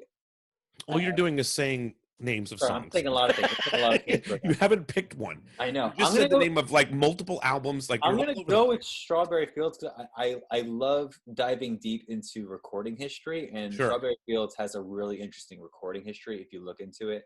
I don't know if you guys know a lot about it, but like if you look into like how it was recorded and like the multiple takes and the strange. Because you look at a lot of Beatles history, they went into a lot of interesting ways of recording things of 4 tracks. Yeah. And they had to do multiple tracks, all this stuff. And I think Strawberry Fields has the most interesting. Sure. Well, typical Lennon. It came in parts and pieces. I've got demos of him playing it on acoustic guitar with a totally different feel, almost like a shuffle to it. You know, totally. And one really good experience about playing just strictly acoustic solo. I've done Strawberry Fields with just guitar. Damn. But the basic, you might have to get a guitar and do that for us to end this, by the way. Yeah. The thing is, at the very bottom of it, and I've done Walrus just with acoustic guitar because the bottom line is there's a tune there. And I also did a trio gig, and they knew I was going to do Revolution. We were just doing 3 songs for a Battle of the Bands thing. I was MC of. So we did, they knew I was going to do Come Together, 3-piece, but they knew I'd do Come Together. They knew I'd do Revolution, but we did 3-piece Walrus. And it was like Kiss doing Walrus. It was just this, raw brass, because the tune is there, the basic tune is there. And I think that's what hits people about stuff. That's the mark of a good song. Yeah, totally. Yeah. Yeah. And the fact that I can remember the lyrics, they'll shake my hand going like, wow, you didn't drop any, you didn't mix any of that up, and I never knew this verse was before that verse, and you gotta like visualize it and have little triggers so you get the whole thing right. With I'm gonna pick Across the Universe. Oh, that's my song. Okay, Cool. then I'll pick another one. No, Peter, I'm blown away that that's your favorite song. That's Yeah, by the Beatles. If you went to me, I was gonna say nothing's gonna change my world. Which Yeah, I mean, across the universe. isn't that kind of true right now? Nothing's Yeah, changing totally. our world. I We're not even leaving out. actually got a good question for Mike. This Okay. one's for Mike. Oh boy. When did you what was your first ceremony that you learned that you needed to have like a stereo cable if somebody wanted to do like all you need is love? All you need is love. Otherwise, you got no shouldn't leave lyrics. it, or something, or or one of them like where it's like you have the left speaker on and all you hear is the slide guitar and there's no vocal. Right. By the way, funny. Tim, That's hilarious. most people think Peppers is their best album, Sgt. Pepper's, the Beatles. Keith Richards hates it. Strawberry Fields and Penny Lane were supposed to be on that album, but they wanted a because they were taking so long with the album. The record company wanted a single, so they gave them Strawberry Fields and Penny Lane to put out as a double A side. So as great as Sgt. Pepper's is, imagine those two songs Man, on it. it's incredible. Wow. That's wild. Amazing. Well, that's because Magical Mystery Tour was just an EP. Over in England, it was an EP. Right. Over here in America, then they threw all the other tunes on there just for Right. a couple extra bucks. I will pick a second song just because. No, dude, I think it's awesome that we share the same. I Beatles agree. song. I agree. But what about You Gotta Hide Your Love Away? It's a great song. That's a good tune too. Yeah. That's a sing along. Tom, what do you got? What do you got? I mean, obviously you're our Beatles expert here. What is the best Beatles song? Oh boy. Jeez, Actually, Tom, you know what? Give us. That's a Tom, tough question to ask somebody like Tom, him. give us. I two. know, I love it. What's your personal favorite? And We what's might your have to do favorite our perform? and also we may have to do our favorite of our artists, which is really fucking hard. So I'd be interested in that, Tom. What's your personal favorite, and what's your favorite to perform for a crowd? that's good. I think that's deep for everybody. Well, actually, yeah, that's. And hurry up because I gotta pee. Okay, yeah. I already took my people. That's two entirely different animals, but I do gotta tell you, I have never gotten bored of playing Norwegian Wood. I don't know why. Fair enough. Don't know Great why. song. It just and it always goes over great. That's got to get played. Yeah. And we would always, and if I was gonna do, if in a set with Imagining Lennon, which was my solo thing, if I'm gonna do a number of tunes off of Rubber Soul, I always have to bookend it with Norwegian Wood and In My Life. And in between that, you can do It's Only Love. A little Norwegian Wood. Sorry, whatever. You're gonna get blocked now. Facebook. I'm gonna get taken right off Facebook. Yeah, all right, that's all. Jesus, the Yeah, Facebook, I know. We're gonna get kicked off. I Facebook once had a police. girl, or should I say, she once had me. You once had Oh, me. fuck, what a great writer. He was. The Facebook police are right on it. Yeah. Well, he got so mad about me playing the song that he walked right off stage. That's Like, it. I'm out of here. I can't hear it. I don't want to hear like, it. what the fuck? Oh man. What about for you? Oh, you got a guitar. Nice. I knew that was coming. Yeah. Oh, Told you didn't get bored. Yeah. Are you gonna do a song? Because I'm gonna listen and go pee. Yeah. Oh, No, you go. guys are gonna jam totogether? Oh no. I'll turn on the piano. This is gonna be a Stones, Beatles, I'll be right back. Billy Li- Joel. literally, I'll be right back. Wait, hold on. Because I don't know if you can see. I'll turn this sucker on right now. And Oh, there we go. We'll all go. I don't know that it's going to be I don't know if it's all going to sync up, guys. You got to remember there's delays. Oh, yeah. Oh, You yeah. tried the karaoke thing. It's not gonna work.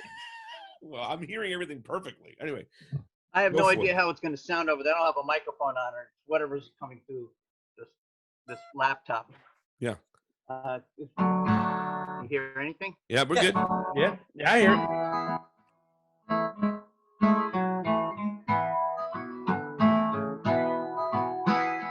I once had a girl, or should I say, she once had me.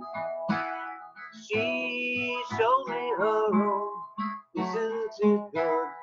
Norwegian Wood, kicking the harmony. She asked me to stay and she told me to sit anywhere. I looked around and I noticed there wasn't a chair.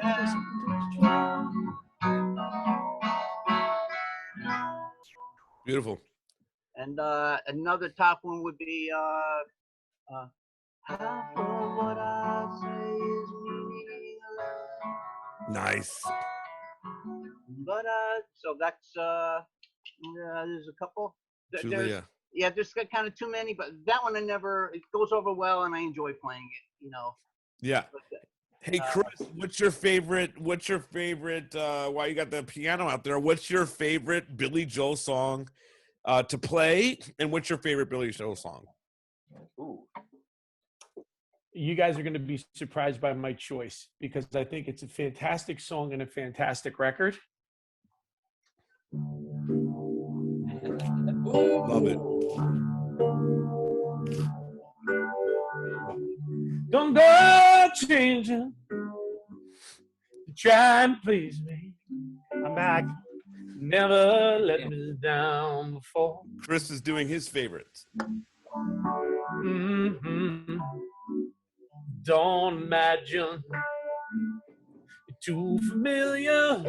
That's my favorite song and record because if you listen to that thing with a pair of headphones on, the stuff that's going on, the changes, is just unbelievable. you know what that's reminds me of too. That's an artist song as well as a great song. Because if you ever heard it done by like a schlocky wedding band or a lounge band or whatever, nobody can nail what he did. It's not a lounge song, No. And the No. same No. like Yesterday, who could ever sing Yesterday? Even though there's thousands of covers of it, apparently. He even said, he goes, the lounge players always do it wrong. They always usually play it like this. And it's a suspension.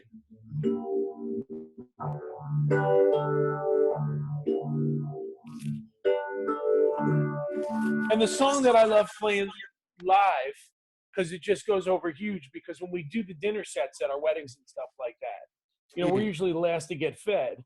Right, always. And yes, so since, we play, and, well, Peter, you've done enough weddings with me, you filmed enough. Yeah. So as soon as I go, New York State of Mind. Yeah, man. Fucking love it.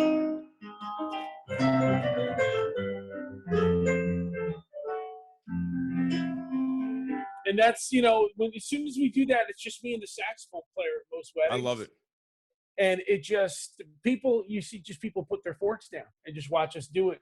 Especially the sax players I got. They're incredible musicians. Man. Yeah. Mike, what about you? What is your favorite? What is the Prince song that we have to go listen to immediately today? How dare you go to me now? Because I can't whip out my instrument and I'm start going playing. to you because I see time out. Wrong. I see Tim's got a guitar, so I'm trying to break it up. I'm trying to break it up. Play the organ over here. Just trying to break it up. Mike's got a book. That's it. Let me whip out my book. Mike's got his book. That evidently only one person gets a free copy of. Yeah. By the way, but before I answer that question, yeah. Anyone familiar with the Prince song "Ballad of Dorothy Parker," which is on Sign of the Times, by the way? Sign of the Times. So I've always thought that was Prince's, I don't want to say answer song or whatever, but he was heavily influenced by Norwegian Wood on that song because it's a similar storyline. He meets a girl, they wind up back at her place, they even wind up in the bathtub, which is similar. I've always thought that. So if anyone after this wants to go listen to the two, I'm going to do it immediately. No, I'm listening to it in my head and I'm going, yeah, I can I've see always that. thought, Yes. The first time I heard Ballad of Dorothy Parker, I'm like, is Prince retelling the Norwegian Wood song? Anyway, what is your question? What is the song that I have to, like, what is your favorite Prince song? If you had to put it all into, I know that's a really hard question. No, it's not at all. I have one favorite Prince song. That's amazing because it's hard Get Off. to get off. Get off. Get Off is my favorite. It is, Wow, first of all, I like his, that's shocking. That's actually very shocking. I like his almost a little stuff. inappropriate. Yeah. Well, it is. I mean, that's What's one of better the than you things I love sexy about it. motherfucker? The song is completely inappropriate. Yeah, I mean, it's I like his funk stuff more than I like any of his other genres that he dabbles in. And to me, Get Off, it's Prince at his raunchiest. It's Prince at his funky. It's James Brown funk level. That's my favorite song. I am. All right, now Tim, And he what would about often do that live, and he would tear the roof off when he played that live. you? What do you got, Tim? What is your favorite Green Day song if it had to come down to one tune? I would probably, it's going back to Dookie. One of the crazy things, it's a classic at this point to me, a classic rock album, and there's no solos on it. There's no guitar solos. It's just, It's pretty much its rhythm. because it was just Billy at the time. They didn't really have White playing secondary guitar. So I've always thought She was my favorite song. It was kind of like the 4th single off of Dookie, and I think it's a beautiful song, and it's also just like if it's played slow, it can be really cool. Yeah. Yeah. That's very cool. I think it's cool when they play it live because it's one of those things where it's like just enough where it's kind of a B-side in a sense, but like it's still like people go nuts for it. It's like they're kind of gem, I would say. Like I don't know. Like it's only 3 chords, like most of their stuff. Sure. But the one thing that I people who always argue that Green Day sucks or Green Day is like boring, whatever. It was like, oh, it's like 3 chords, anyone will play. I'm like, yeah, the fact that they can make good songs out of 3 chords that people are still singing. Like I mean, listen, Beatles, Rolling Stones, a lot of them have like this similar idea. Like a lot of it's very Totally. The Stones simple. definitely. Yeah. They used to be called the 3-chord wonders. Yeah. It's way harder to make a song that's only 3 chords and is a gem than it is to make this like complicated prog rock thing that's really like Totally. It's and I simple. love some of that. Yeah. For me, the Stones, my favorite Stones song, I mean, if it's the rock and roll thing, I would say Can't You Hear Me Knocking. If it's like the loving song, I would say Loving Cup off of Exile on Main Street might be my favorite Rolling Stones song. But that changes probably week to week. You know what I mean? Like I get into a mood and I'm listening to a thing and I'm like, man, fuck, I love Loving Cup. So this week I would bet it's Can't You Hear Me Knocking because you've seen them do that live so often. Yes. And they rip the shit out of that song. They do, right? Yeah. I mean, I love it. And then I got to see it with Mick Taylor reunited with the real, in that moment, it was definitely a moment for me. Is there a moment for you seeing your bands live where it was like, wow, this is fucking, I'm there and I can't believe I'm seeing this and hearing this? Is there something like that for you? For me, when Mick Taylor reunited with the Stones and I got to hear them play Can't You Hear Me Knocking in Los Angeles, it literally, I felt like I had shifted in my mind to another place because it's something I'd always dreamed about seeing. So I can only imagine for you guys if you had an experience similarly. I mean, I know it's going to be hard for Tom to answer this. Well, Chris, I mean, he only plays MSG every other weekend, so I don't even know if you ever. No, but I've had a Billy Joel experience that will blow your mind. Tom, the question is there a moment or a concert, maybe for Paul or one of the other guys that you saw that just absolutely blew you away in terms of the performance? So let's go to Chris, though. I want to hear your Billy Joel thing. When he did the 2 nights in Yankee Stadium, I was there for the second night, and I ended up because I knew one of the photographers for the papers. Mm-hmm. So she got me a pass to go. Literally, we had people pressed up against the stage. And when he sang Piano Man as the last song of the night that night, I was sitting on the stage. Wow. Literally sitting on the stage, facing out, getting the bird's eye view, essentially Billy Joel was getting. And when it was one of the first shows he actually just dropped out of singing the last chorus and the band stopped. And the whole entire place, 75,000 people, sang it back to him. And basically sang it back to me because I was sitting on the stage. Right. So if there was a moment in concert that made the fur rise, that was it. Definitely, yeah, Mike, have you seen experience. Prince live? I'm sure many times. 37 times. Wow. I love it. Yeah. And my only regret is that I didn't see him a 38th time because I was invited.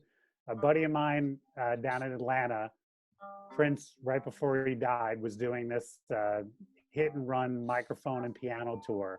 And my friend Jeremy invited me down to Atlanta. And I said, nah, he'll bring that through New York, I'm sure. And he would have if he had lived. And that was the last concert he ever did live, and he was dead 2 weeks later. And so my takeaway from that is never miss an opportunity to see your favorite artist ever. No, I took from that. Actually. Yeah. But is there a particular performance that just blew you away? Yeah, I mean, there's a lot of them. I think the one moment that stands out, I saw him out at the Jones Beach. I don't know if you've ever been there. It's like it's on the beach under the stars, beautiful setting, and it was the first time I'd seen him in a few years, and it was just a great show and a great concert. And I remember him doing Purple Rain and just like crying and like just one of those. I don't really believe in God, but if there is a God, he was there that moment. Yeah. Kind of. We talked about that last week. I had multiple moments seen Yeah. Prince live. How about you, Tim? I'm gonna do 3 very quick stories. Oh, Jesus. Very quick. I don't know. That's like first time I saw Green Day. It was the very first time I had to print a ticket from the internet, and I was like, "This is not even gonna work. We're not gonna. We're not gonna. That's great. It's not That's gonna a work." good story. I was like, "No, my Love friend, that. it's not real. This isn't We real." all have Right. had that somewhere. And we're at Jones Beach, and we're giving the ticket to the scanner person, and they're like, "What the hell is this?" And then we literally hear all of a sudden. And like they're playing right now as a warm up, and everyone's losing their shit. And we're like, "Can you please fucking scan this? We gotta go." They're warming up and they're playing like, and so the guy's like, "I don't know what this is. Just go in." And we're like, "Okay." And we go in. We're running to our seats, and they were playing as a warm up, and we saw like them just like end like. Very cool. Which is crazy. That was the first time I saw them. Second crazy moment before their last, before they did their, I think it's 21st Century Breakdown tour. They did 4 dates where they didn't do stadium tours. They did 4 like club shows, which I had to like wait online to get, and I got a ticket, and it was only to a couple hundred people, which Green Day never does anymore. And we got to see them like at Starland Ballroom, which was insane. Very cool. And because of that, their tour I wanted to see again, and you couldn't get general admission anywhere around here for like under like $200. And so we flew to Utah to go see them because it was the only GA that was still not sold out. And we saw them in Utah. And as they were ending this, that they were playing Time of the Life, and all of a sudden it just downpoured, and everyone just like huddled together and sang it together in the rain. It was crazy. I do love rain at a concert. It always was there one more, or you're good with the stories? Yeah, I'll stay with those 3.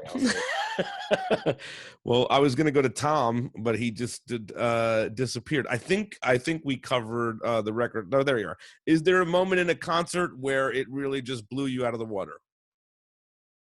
Oh, Hard for you to say, John, obviously. Yeah, and I've never seen any of the Beatles or solo any live. I actually haven't been to a lot of concerts because I've never liked crowds. I'm just not comfortable in crowds. And but I would have to say that what I enjoyed the most, a lot of was up at SPAC. It was Brian Wilson during the Smile tour, and it was with the Wondermints and other like Juilliard level players. And I don't even know if he sang. You know, with my binoculars, I could see he was sitting behind keyboard, but his hands were like down by the side or whatever. But the Wondermints were amazing. The songs were amazing. Jackson Browne. I'd been a singer-songwriter, Jackson Browne fan for decades. I only got to see him maybe about 6-7 years ago. Mm-hmm. Mainly because my wife's brother wrote for the Albany Times-Union, reviewing concerts. So once in a while, you know, I get to see Neil Young, I get to see Jackson Browne, a few other things. The interesting with Neil Young was that he Greendale, I think was the name of the record he was doing.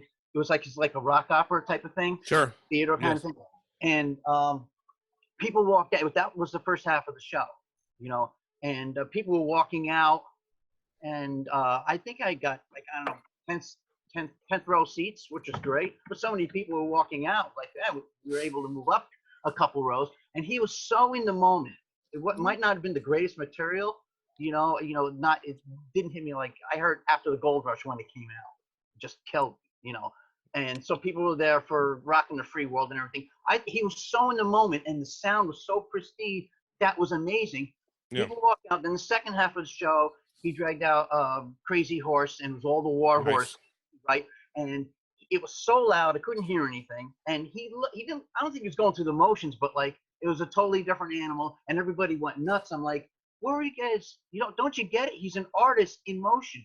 Yeah. You know? And you were seeing art being created on the stage. He was writing that Greendale as it was happening. You know, Mm-hmm. That's how I like to see an artist when and some of the best shows I went to a Woodstock thing, and Lou Reed wanted to be there. Joni Mitchell was on my bucket list. She wanted to be there, you know, and that's the things that hit me the most. Guys, I think we covered the records that shaped us. I'd love to do this again with you guys. This was a lot of fun. But listen, I've been doing this thing every night on Facebook where I share a little gratitude about the people that are with me, so I'm going to do it. Tim, this is your second bit of gratitude, so all I'm going to say is thanks for doing this. For Tom Rader, I just totally appreciate you, man. I appreciate you coming on, and appreciate you always being there whenever I come up with a crazy idea for something John Lennon should do. I think you're an awesome man and just so honored to know you. For Mike Walter, I'm going to say, man, I love the push and pull. I love going to Met games with you. I think you're an amazing guy, and I think you always keep me on my toes with my thoughts, and I very much appreciate it. And I hope we get to a Mets game this year. let's Peter. pray, That's man. my I know only you're not going to wish. pray, but I'm going to pray I that know, we it's get my only wish.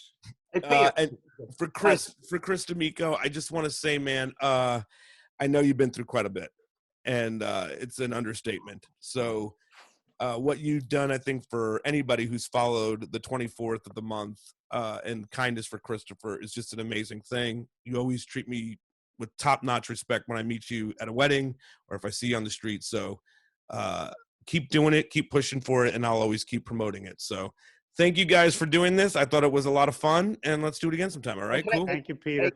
Thanks, Peter. Can I play you out with a hint about my next project? Sure, go for it. Yeah, But I absolutely. think you guys might recognize it if you can hear it. Yeah. Ready? There you go. Nice. Very cool, man. All right, my man. Thanks, guys.